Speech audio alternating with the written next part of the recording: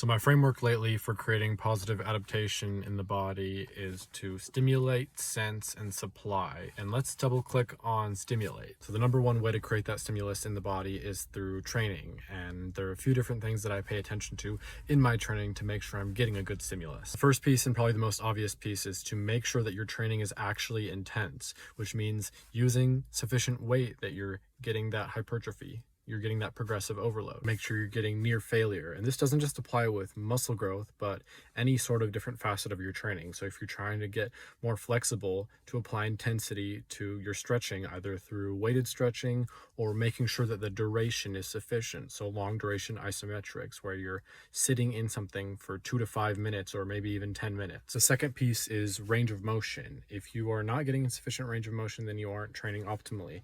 If you do have the full stretch, that's actually better for muscle growth, and it also puts the tendons under enough stress so that they actually adapt as well. You might find that certain ranges of motion, particularly end ranges, are more difficult to really sit in. So those are the specific areas that you can practice being in and being comfortable in. That way, when those different ranges come up in your life or in your sport, you have the correct adaptation to be able to handle sitting in or rapidly transitioning into an end range motion. And the third thing I try to pay attention to is making sure I'm getting sufficient impact in my training. This means when I do a plyometric, to be able to land sufficiently. You know, a lot of people do box jumps, but they're missing that part where they're actually getting the impact, which is something that can help your bones and your tendons adapt, and specifically also your nervous system be able to adapt to the rapid changing environment. Any sort of plyo or an exercise where you need a rapid change in force output, it's going to train your nervous system to be able to handle chaos and a changing environment, plus the added benefit of controlled stress towards your actual skeleton and creating better bone density in that way. So to recap, it's intensity, full range of motion, and impact.